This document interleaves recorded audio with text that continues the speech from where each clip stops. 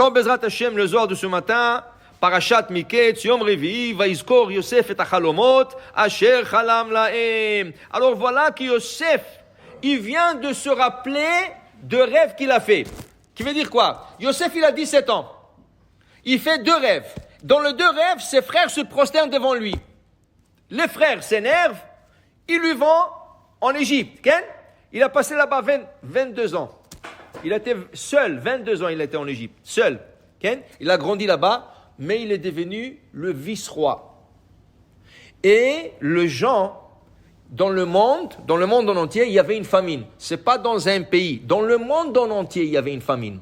Le seul pays au monde, à cette époque, qui avait un stock énorme de la nourriture, c'était l'Égypte, grâce à Yosef, que pendant 7 ans, il a emmagasiné du manger, jusqu'à que la Torah nous dit qu'il y a un mispar. Il n'y avait plus un chiffre pour décrire la quantité de récolte qu'il avait. Il n'y avait plus de 0.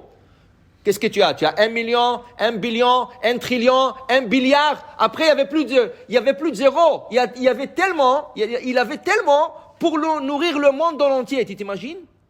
Il pouvait nourrir le monde en entier dans les années de famine. Et là, lui, il était là. Il y avait les gens qui étaient en charge. Et les gens du monde entier venaient acheter. Chacun qui venait, quand il voyait Yosef, c'est le vice-roi, il se prosternait devant lui. Okay? Mais Yosef, pourquoi il s'assoit là-bas?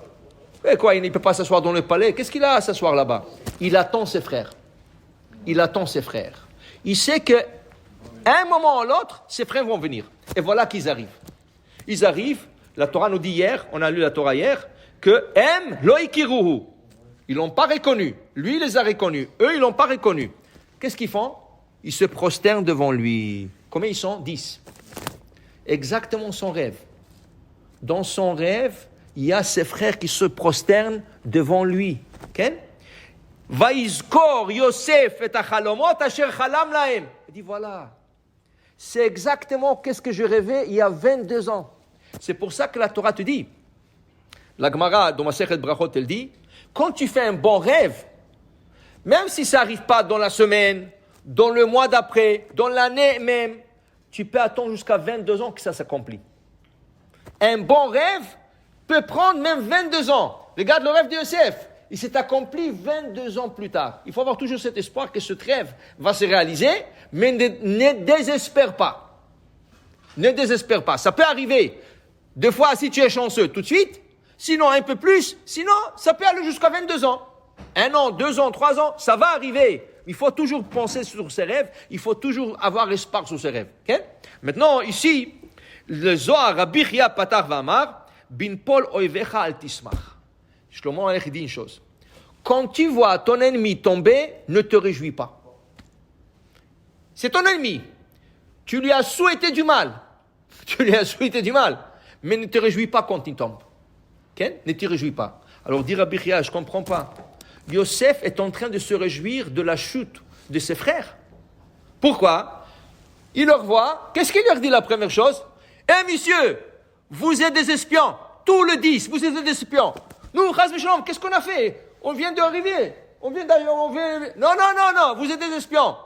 Alors ils lui disent, non, écoutez, nous sommes 12 frères. 12? Moi, je vois que 10. Il dit non. Un, il restait avec papa à la maison, et l'autre, il a disparu. Il a disparu?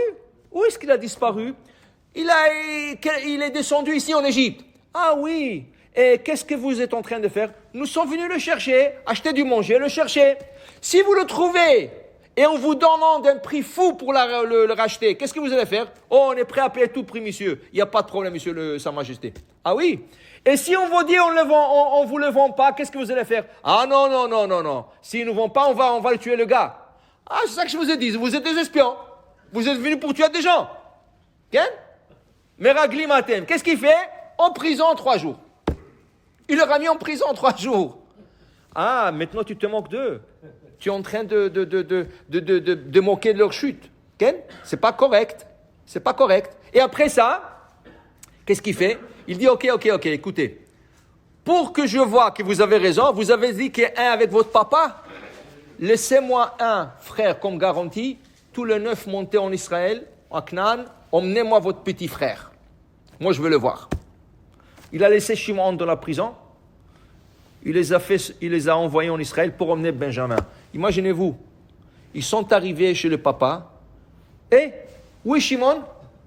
Papa, il est en prison. En prison? Qu'est-ce qui se passe? Le père, il était âgé, il avait 130 ans déjà. Tu lui dis, son fils est en prison, il ne sait pas qu'est-ce qui va arriver. Et on lui dit, papa, pas ça, on veut Benjamin. Benjamin, jamais de la vie, c'est le seul qui me reste de Rachel. L'autre, il a disparu. Yosef, il a disparu, il me reste ça. Comment tu es en train de torturer ta famille? Tu es en train de leur faire du mal. Rabbi Chia ne comprend pas ça. Bin Pol Oivecha Altismach.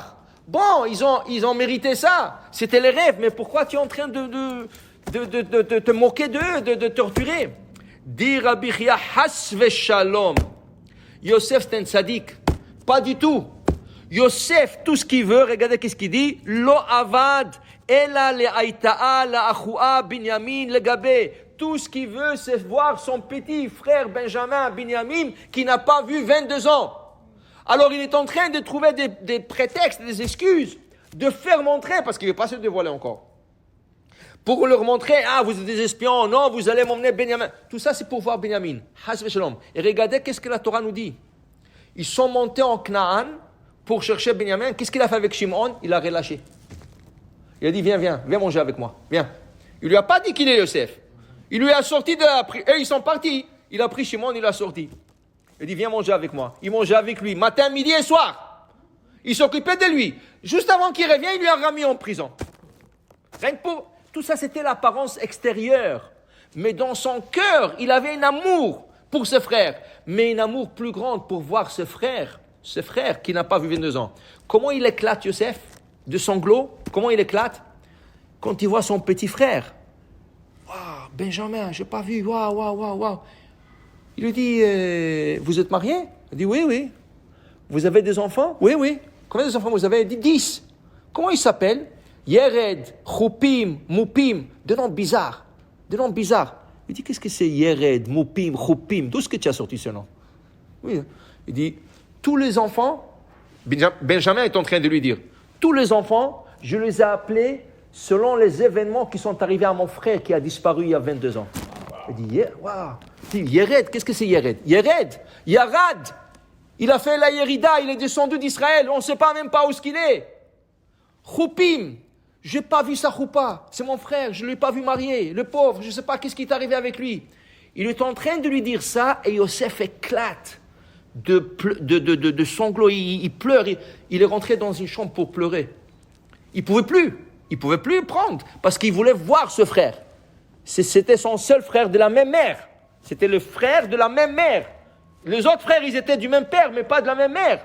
Et c'est ça, dire Rabbi Chia ne pense pas, même pas pour une seconde, Has Veshalom, qu'il a fait, il s'est moqué de ses frères. Non, tout ça, c'est rien que pour voir Binyamin. Mais il ne savait pas comment le faire, alors il a fait d'une manière, mais dans ça, il avait beaucoup de pitié sur eux, pour dire que Yosef, c'était un vrai tzaddik. Baruch Adonai le'olam, Amen ve Amen.